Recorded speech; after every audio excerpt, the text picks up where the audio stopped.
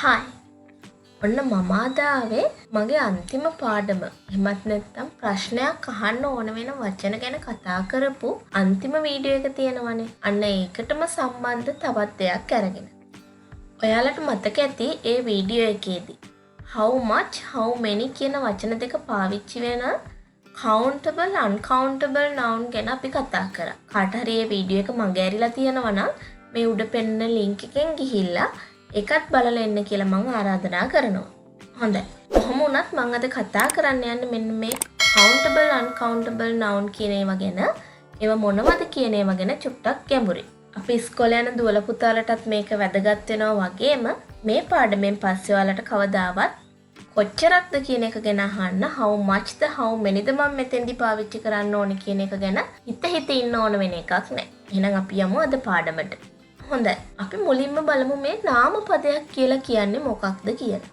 A noun is a word that names something. නාම පදයක් කියලා කියන්නේ කිසියම් හෝ දෙයක් හඳුන්වන නම. මේක පුද්ගලයෙක් වෙන්න පුළුවන්, ස්ථානයක් වෙන්න පුළුවන්, නැත්නම් මොකක් හරි වස්තුවක්, සතෙක්, නැත්නම් මොකක් හරි ක්වොලිටි එකක්, ඒ කියන්නේ ගුණාංගයක්, කාරුණික බව නපුරුකම වගේ. එහෙම නැත්නම් මොකක් හරි ෆීලිං එකක්, ආදරය, දුක, සතුට මේ වගේ මේ ඕනම එකක් වෙන්න පුළුවන් මේ නාම පදයක් කියන්නේ. ඉතින් මෙන්න මේ නාම පද අපිට කොටස් දෙකකට බෙදන්න පුළුවන්, ගණන් කරන්න පුළුවන්. 1 2 3 කියලා ගණන් කරන්න පුළුවන් නාම පද විදිහටයි මේ විදිහට ගණන් කරන්න බැරි නාම පද විදිහට. ගණන් කරන්න පුළුවන් ඒවට අපි countable nouns කියනවා. ගණන් කරන්න බැරි ඒවට අපි uncountable nouns කියලා කියනවා. අපි බලමු උදාහරණ කිහිපයක්. එතන මේ පෙන්නලා තියෙන්නේ countable nouns. ඒ කියන්නේ ගණන් කරන්න පුළුවන් නාම පද. මම කලින් කිව්වා වගේ එතන ඉන්නවා සිංහයෙක්, ලයන් කෙනෙක්. ඒ වගේම ක්ලොක් එකක් තියෙනවා. බස් එකක් තියෙනවා. ළමයි ඉන්නවා. තරු තියෙනවා.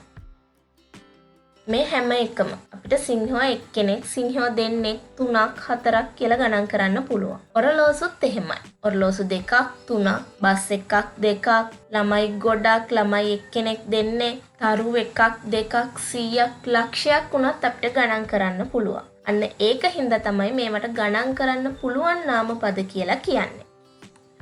ඊළඟට අපි බලමු ගණන් කරන්න බැරි නාම පදවලට උදාහරණ කිහිපයක්. සල්ලි. ආයෙ තියෙනවා වතුර වීදුරුවක්. වතුර, හාල්, පාන්, කිරි. මේකක්වත් ගණන් කරන්න බැරි ඒවද? සල්ලි අපිට ගණන් කරන්න පුළුවන්. මං කලින් පාඩමේදීත් කියලා දුන්නා සල්ලි ගණන් කරන්නේ අපි මුදල් ඒකක වලින් විතරයි. එහෙමත් නැත්නම් අපිට සල්ලි එකක් දෙන්න, සල්ලි දෙකක් දෙන්න කියලා කියන්න බෑ. අපිට ඩොලර් එකක් දෙන්න, රුපියලක් දෙන්න මේ විදිහට තමයි කතා කරන්න පුළුවන්. ඒක මුදල් ඒකකයක්. රුපියල ඩොලර් එක කියලා කියන්නේ මුදල් ඒකකයක්. එහෙම නැතුව අපිට සල්ලි ගණන් කරන්න බෑ. එතකොට වතුර.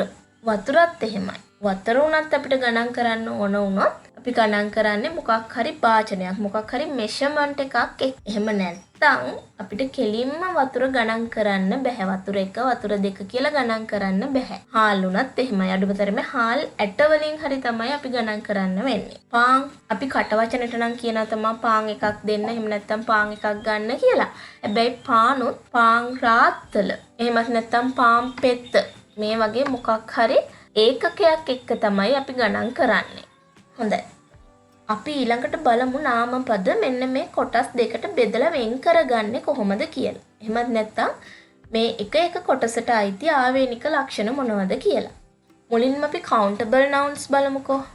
ඒ කියන්නේ ගණන් කරන්න පුළුවන් ඒවා. දැන් මේ වචන මතකයිනේ නේද? පළවෙනිම ලක්ෂණය තමයි කලින් කිව්වත් වගේ 1 2 3 කියලා ගණන් කරන්න පුළුවන් එක. ඊළඟ ලක්ෂණය තමයි මේ නාම පදවලට ඒක වචන ස්වරූපෙන් තියෙන්නත් පුළුවන්, බහුවචන ස්වරූපෙන් තියෙන්නත් පුළුවන්. මෙතන උදාහරණය පෙන්නලා තියෙන එක බලන්න. 1 apple, එක ඇපල් ගෙඩියක්. 2 apples, ඇපල් ගෙඩි දෙකක්. අගට s අකුර දාලා මේක බහුවචන කරලා තියෙනවා.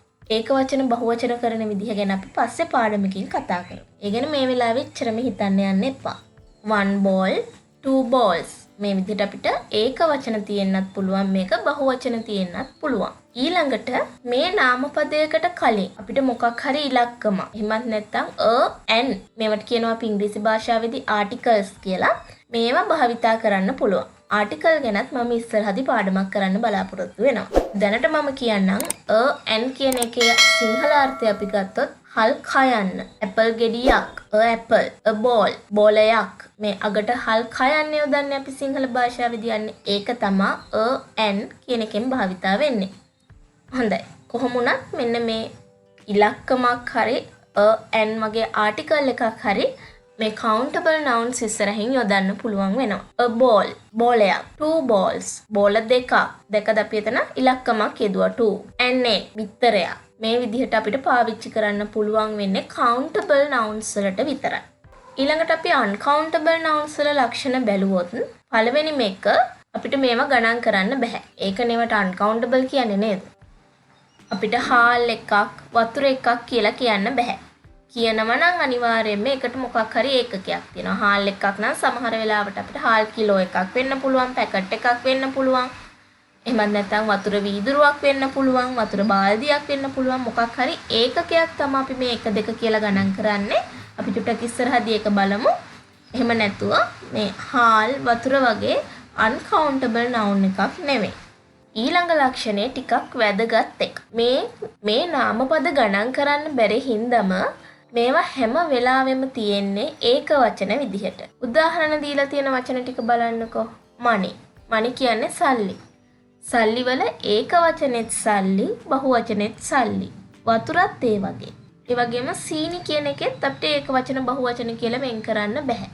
ඉතින් ඒක තමයි මේ ගණන් කරන්න බැරි හැමත් නැත්නම් uncountable nouns වල ඊළඟ ලක්ෂණය වෙන්නේ. ඊළඟට අර අපි countable nouns වල මුලට පාවිච්චි කරන්න පුළුවන් කියපුවා. ඉලක්කමක් an වගේ ආටිකල් එකක් මෙන්න මේ uncountable nouns ඉස්සරහට පාවිච්චි කරන්න බෑ.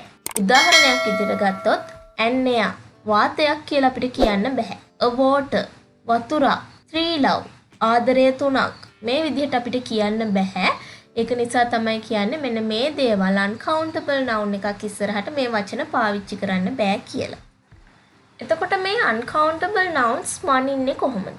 මම කලින් කිව්වා වගේ ඒකට අපි යොදා ගන්නවා මොකක් හරි ඒකකයක්. මෙතන පෙන්නලා තියෙන්නේ glass of වීදුරු ගාන. ball of අපි දන්නවනේ සුප් එහෙම බොන්නේ බෝල් එක. අන්න ඒ වගේ ball of. spoon of හැඳි. bottle of බෝතල්. sack of ගෝනි. cup of කෝප්ප. මේ විදිහට මොකක් හරි measurement unit එකක් එක්ක ඒකකයක් එක්ක තමයි අපිට මේක ගණන් කරන්න පුළුවන්. අපේ සම්මත ඒකකයක් වුණත් ප්‍රශ්නයක් නැහැ. කියන්නේ කිලෝමීටර්, සෙන්ටිමීටර්, කිලෝග්‍රෑම්, දිග බර මනින්න පාවිච්චි කරන අපේ සම්මත ඒකක තියෙන්නේ. ඊටත් අමතරව අපිට පොදු වචන, ඒ කියන්නේ ගොඩක්, ටිකක්, ඒ වගේ වචනත් පාවිච්චි කරන්න පුළුවන් measurement එකක් විදිහට. මම ඔයාට ගොඩක් ආදරේ. මට සීනි ටිකක් දෙන්න. මේ වගේ පොදු වචන පාවිච්චි කරන්නත් පුළුවන් අපිට මොකක් හරි ඒකකයක් වෙනුවට. හැබැයි ඉතින් මේ ගොඩක් ටිකක් වගේ වචන වලටත් නිශ්චිත අගයක් නැහැ. කොච්චරක්ද කියලා මනින්න බෑ. එතකොට මේ uncountable noun වල තියෙන තවත් විශේෂ ලක්ෂණයක් තමයි අපිට පුළුවන් මේ uncountable noun එකක් countable noun එකක් එක්ක එකතු කරලා පාවිච්චි කරන්න. උදාහරණ විදිහට a glass of water. මේකේ glass එකක් එහෙමත් නැත්නම් වීදුරුවක් කියලා කියන්නේ අපිට count කරන්න පුළුවන් වචනයක්. water කියන්නේ එහෙම බැරි එකක්. 1 cup of tea. කෝප්පයක් කියන්නේ අපිට ගණන් කරන්න පුළුවන් දෙයක්. හැබැයි තේ බෑ. a spoon of sugar. සීනි ගණන් කරන්න බැරි වුණාට අපිට හැඳි ගාන ගණන් කරන්න පුළුවන්. මෙන්න මේ විදිහට countable noun එකක් මේ uncountable noun එකට එකතු කරන්න පුළුවන්කම හින්දා අපිට පුළුවන් මේවත් බහුවචන විදිහට පාවිච්චි කරන්න. මෙතන මම පෙන්නලා තියෙන පළවෙනි උදාහරණේ 2 glasses of water. වතුර වීදුරු දෙකක්. හැබැයි මතක තියාගන්න ඕන කොයිම වෙලාවකවත් අපි ප්‍රමාණය වැඩි වුණා කියලා වතුර එහෙමත් නැත්නම් මේ uncountable noun එක බහුවචනයක් කරන්නේ නැහැ. ඊට කලින් අපේ measurement unit එක අපි මනින්න ගන්න ඒකකය තමයි බහුවචන කරන්නේ. මෙතන නම් glass කියන එක මම glasses කරලා තියෙනවා. ඊළඟ උදාහරණේ 3 cups of tea. මම මෙතන බහුවචන කරලා තියෙන්නේ cups කියන එක. ඒ කියන්නේ කෝප්ප. ඊළඟට spoons of salt එහෙමත් නැත්නම් sugar මොකක් හරි ඒක වැඩි කරලා තියෙන්නේ මම spoons කියන එක. බහුවචන කරලා තියෙන්නේ හැඳි. එහෙම නැතුව සීනි එහෙම නැත්තම් ලුණු නෙවෙයි. salt, sugar නෙවෙයි. මම මේ පෙන්නලා තියෙන්නෙත් ඒකයි කොයිම වෙලාවකවත් අපි waters, teas, sugars, salts ඒ විදිහට අපිට පාවිච්චි කරන්න බෑ. හොඳයි. අද මේ ටික තමයි මට ඔයාලට කියලා දෙන්න උවමනා වුනේ. එතකොට මම හිතනවා දැන් ඔයාලට countable nouns කියන්නේ මොනවද සහ අපි ප්‍රධාන වශයෙන් අපි මේක කතා කරන්න පටන් ගත්තේ how much how many යොදා ගන්න එක ගැනනේ. countable noun එකක් එක්ක අපි යොදන්නේ how much the how many ද කියන එක ගැන අවබෝධයක් ඇති කියලා. හොඳයි. මතකද බලන්න? countable noun එකක් එක්ක අපි යොදන්නේ how many. ඊළඟට uncountable noun එකක් කියලා කියන්නේ මොකක්ද? මොනවද ඒකේ තියෙන ලක්ෂණ? ඒ වගේම uncountable noun එකක් කොච්චරක්ද කියලා හද්දි වල භාවිතා කරන්න ඕන මොකක්ද කියන එක ගැන අවබෝධයක් ඇති කියලා හිතනවා. මොකක්ද අපි ඒකත් එක්ක පාවිච්චි කරන්නේ කොච්චරක්ද කියලා අහන්න how much කියන වචනේ. හොඳයි. අද ටිකක් දිග පාඩමක් මං හිතනවා තේරෙන්නේ නැති කියලා. මොනවා හරි දෙයක් තියෙනවා නම් දැනගන්න සුපුරුදු විදිහටම කමෙන්ට් කරන්න. අපි ආයෙමත් ඉක්මනින් පාඩමකින් හම්බ වෙමු. එතකල් ඔයාලා හැමෝටම සුබ දවසක්.